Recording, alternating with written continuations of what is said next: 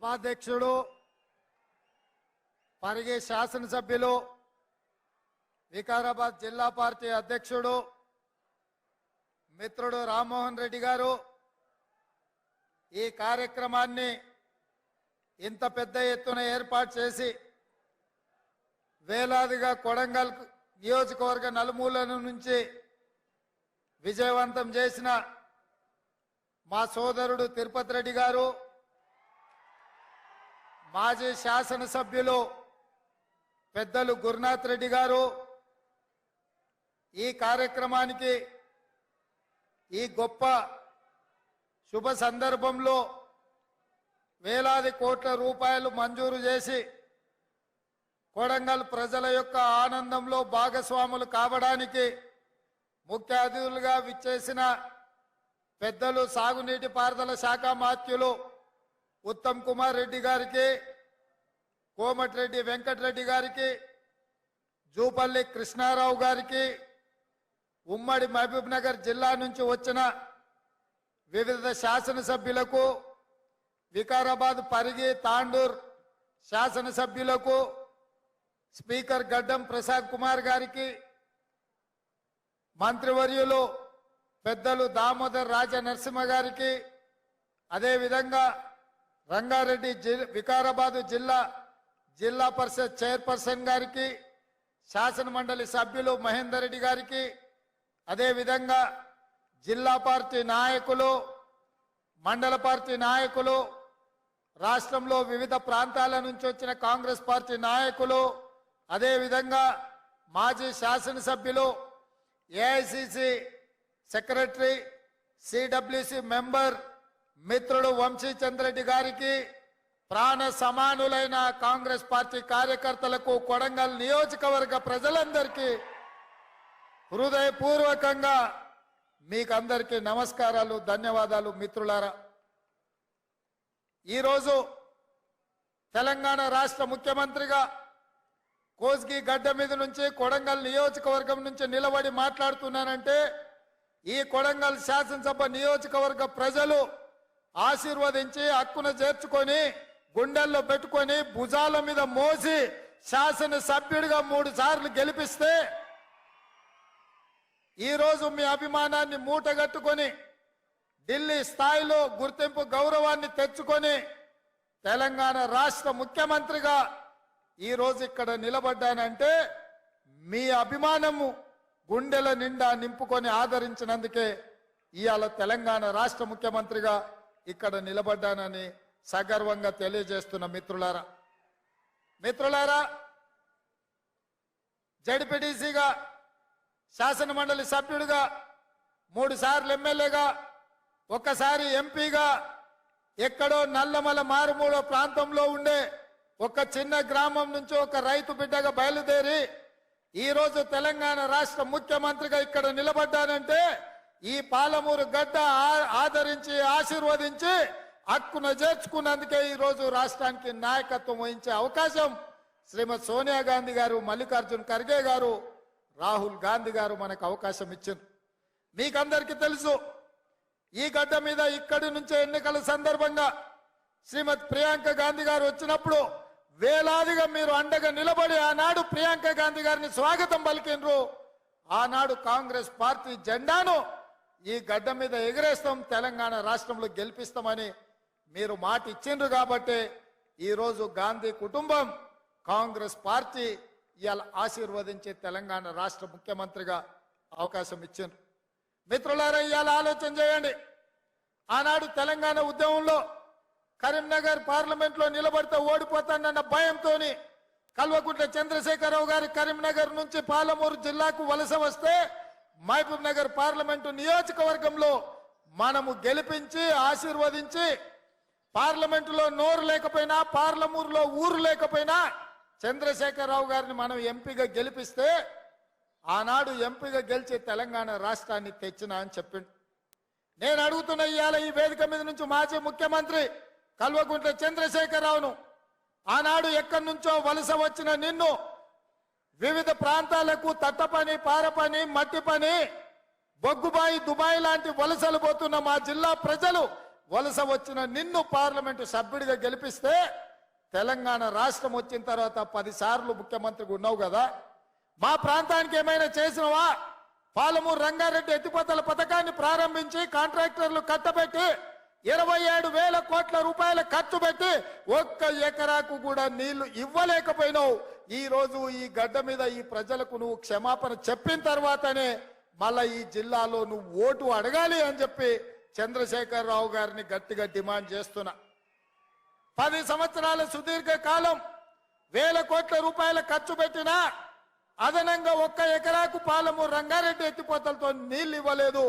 మా ప్రజల్ని నమ్మించినావు, మా ప్రజల్ని నట్టేట ముంచినావు. ఆనాడు పెద్దలు చిన్నారెడ్డి గారు ప్రారంభించిన తెలంగాణ ఉద్యమం చీమలు పెట్టిన పుట్టలో పాములు దూరినట్టు ఆ ఉద్యమంలో నువ్వు దూరి ఇవాళ తెలంగాణ రాష్ట్రాన్ని పట్టి పీడించినావు. అయినా ఈరోజు ప్రజలు చీదరించి ఓడగొట్టి ఇంట్లో కూర్చోబెడితే ఇంట్లో కూర్చోకుండా మళ్ళా సిగ్గు లేకుండా తగుదునమ్మా అని బయలుదేరిండు.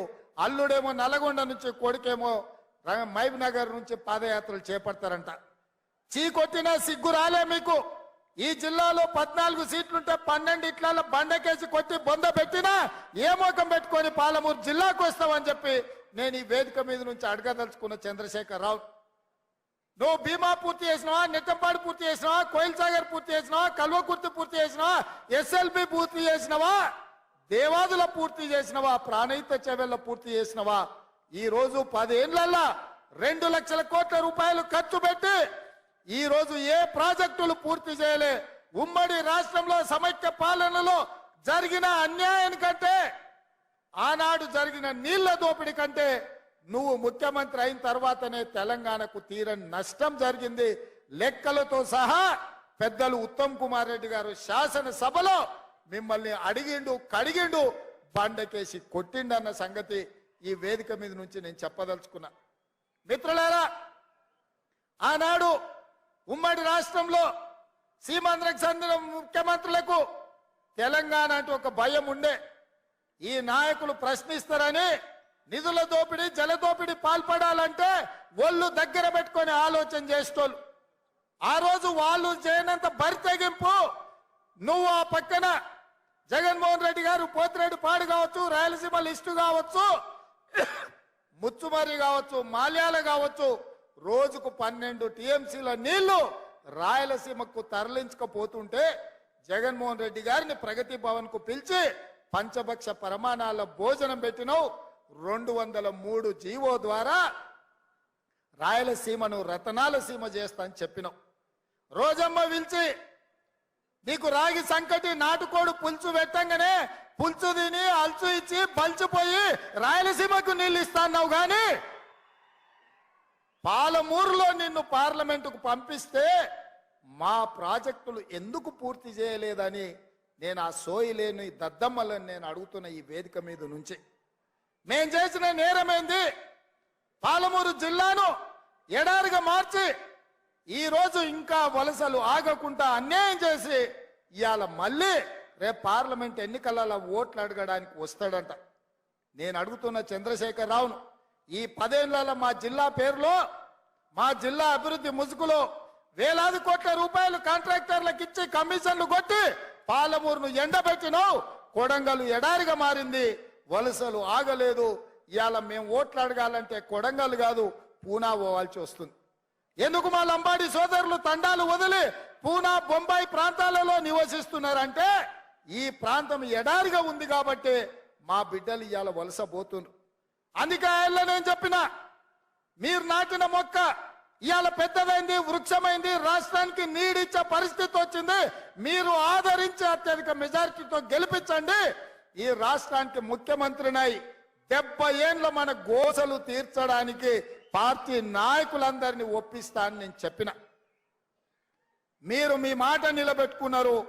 నేను కూడా పెద్దల అండతో, ఉత్తమ్ కుమార్ రెడ్డి గారి అండతో, కోమటిరెడ్డి అండతో, జూపల్లి గారి అండతో, దామోదర రాజనరసింహ గారి అండతో, ఇతర మంత్రులు పెద్దలు, ఉప ముఖ్యమంత్రి బట్టి విక్రమార్క గారి అండతో ఇవాళ 60 రోజుల్లో 5,000 కోట్ల రూపాయలు ఇవాళ ఈ గడ్డ మీదకి తీసుకొని వచ్చిన మిత్రులారా, ఎన్నడైనా ఎప్పుడైనా ఎవరైనా కలలోనైనా ఊహించారా? నారాయణపేట కొడంగల్ ఎత్తిపోతల పథకం నేను మొదటిసారి ఎమ్మెల్యే అయినప్పుడు 2014లో 69 జీవో మంజూరు చేయించిన. ఉమ్మడి రాష్ట్రంలో 7.10 టీఎంసీలతో 1,07,000 ఎకరాలకు నారాయణపేట కొడంగల్ ఎత్తిపోతల పథకాన్ని నేను మంజూరు చేయించిన. ఇది మొట్టమొదట కీర్తిశేషులు చిట్టం నర్సిరెడ్డి గారు రాజశేఖర రెడ్డి గారిని అడిగినరు. ఆనాడు పునాదులు పడ్డ ప్రాజెక్టును 2014లో నేను మంజూరు చేయించుకొచ్చిన. ఉమ్మడి రాష్ట్రంలో తెలంగాణ ప్రాజెక్టులు పాలమూరు ప్రాజెక్టులు ఆగిపోయినాయంటే అన్యాయం జరిగిందంటే అర్థం ఉంది.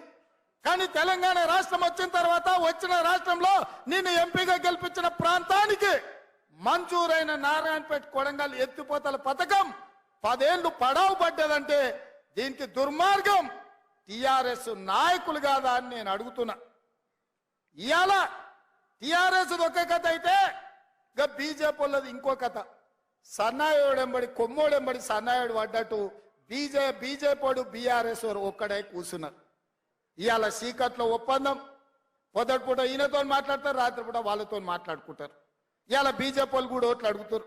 నరేంద్ర మోడీ పాలమూరు జిల్లాకు వచ్చి వారు మాట ఇచ్చిండ్రు 2014లోనే పాలమూరు రంగారెడ్డి ఎత్తిపోతల పథకాన్ని జాతీయ ప్రాజెక్టు చేస్తా, నా బాధ్యత అని మహబూబ్ నగర్ గడ్డ మీద నరేంద్ర మోడీ గారు మాట్లాడిండ్రు. నేను ఇవాళ అడుగుతున్నా భారతీయ జనతా పార్టీ నాయకులను కిషన్ రెడ్డిని, డికే అరుణ గారిని, జితేందర్ రెడ్డిని ఈ రోజు శాసన